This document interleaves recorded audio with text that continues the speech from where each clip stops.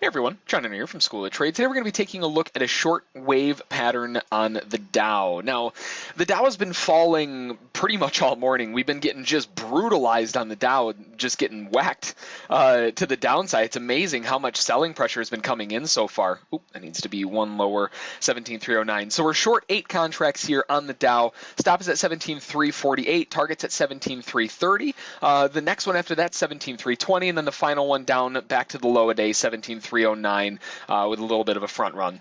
Now, this is the Dow. It ticks at $5 a tick, so we like going in a little bit heavier at 8 contracts because that brings it essentially back up to $10 a tick if you were trading 4 contracts, right? It's kind of the conversion, if you will, between the two. Now, the reason this is looking so nice, the wave pattern itself is slightly early, right? We came in, the trigger zone's right here, didn't quite get into the trigger zone, quote unquote, on time. But the compensating factors are simply just zoom out, right? Let's zoom out and see why. Why would you want to sell on a day like today? Well, when you zoom out, it becomes a little bit easier to kind of understand why you'd want to sell on today. Today has been extraordinarily bearish. We've been getting hammered to the downside pretty much as soon as it opened. The ETH session opened. We took a little bit of a shot higher, and then ever since about 9:30 yesterday, we've just been getting hammered to the downside, and we're seeing a little bit of profit taking, which is very much to be expected, especially when you drop that far.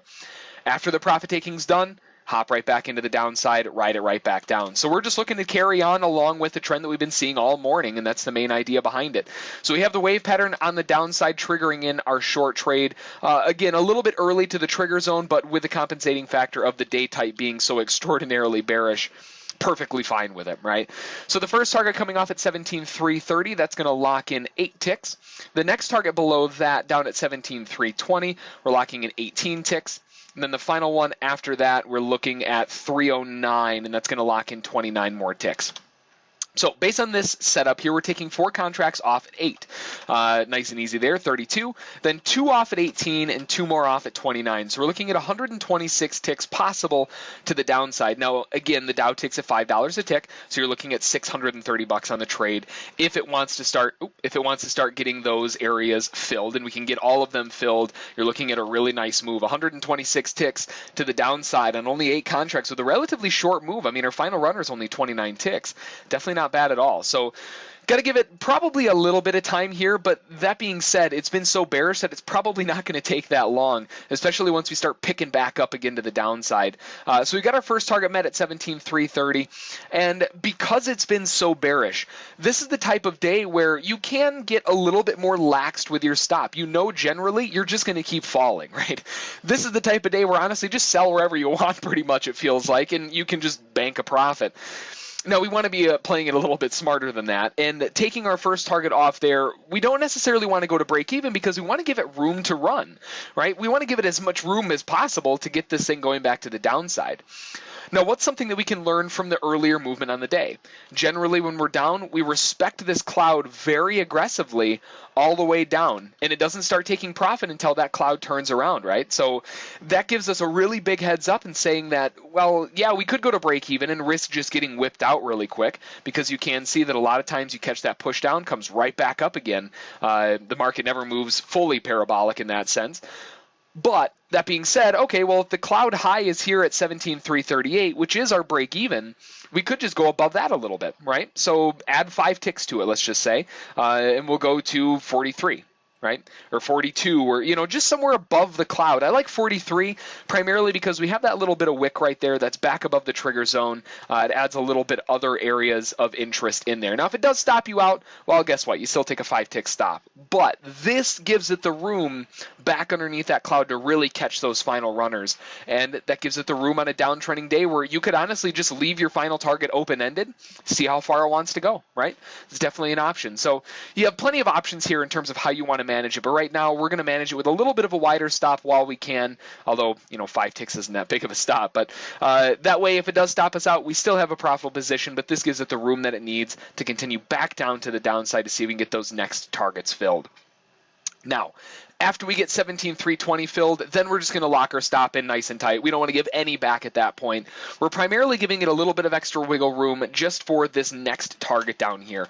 Once that next target's filled down here at the 17,320 area or so, then we know we're for sure breaking back down again. We've got nice room back to the downside. Then you can lock into break even. And by that point, your break even is going to be far above the cloud anyway, right? If this does continue down, the cloud will be down here somewhere and your break even stop's going to be up here. So either way, it keeps us in a nice area, but it gives the market a little bit of wiggle room to kind of complete. So we'll be back in a little bit, see if we get that next target at 17,320.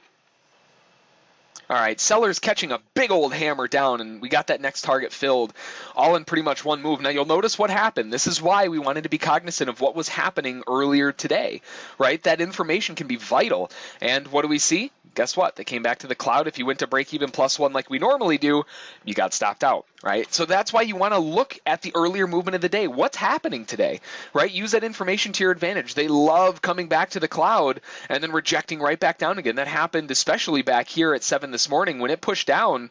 It got above the cloud a couple times, right? But overall, it just kept going down and down and down and down. So we use that information to our advantage. That kept us out of a stop. And now that we've had that continuing push down, now we can go down to break even because guess what? Now we've got that swing high. If that swing high is invalidated, that tells us that we shouldn't be in the trade anymore anyway. So our stop is smack on break even now, right in a logical place. It makes perfect sense. We got that second target filled.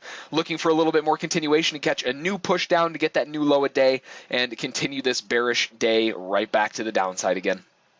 All right, continuing to see some nice bearish tonality to the market here. We made another new low, another swing that we can trail behind. We're still staying above the cloud. We're giving it plenty of room to continue falling.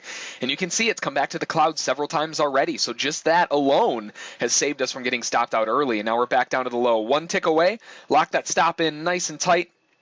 And there we go, we got our target. So we got our target filled, 17,309, beautiful move down. That's exactly what we were looking for, and using that information earlier on the day allowed us to really stay in the trade, carry the thing out, not get stopped out at break even, and ride the rest of the thing down all the way, and now we're right back to a new low a day again. Just look at the hammering this thing has taken, just all the way back to the downside. Really, really strong bearishness pretty much the entire morning. You have that initial really, really big wave right here that fired off, beautiful wave pattern if you were in at 3 in the morning, and just since then we just haven't stopped, right? It's just wave after wave after wave, big, small, and medium all over the place. Wave patterns for everyone on this type of day. So that's going to be the trade. 126 ticks overall on the trade, $630 in the bank, and a new low a day on the Dow. So let's continue to keep looking for these waves down, and we'll keep making profit along with it. But that's going to do it for the video. If you have any questions about it, feel free to send an email to School of Trade. Don't forget to check out its trial at schooloftrade.com, and as always, we'll catch you next time.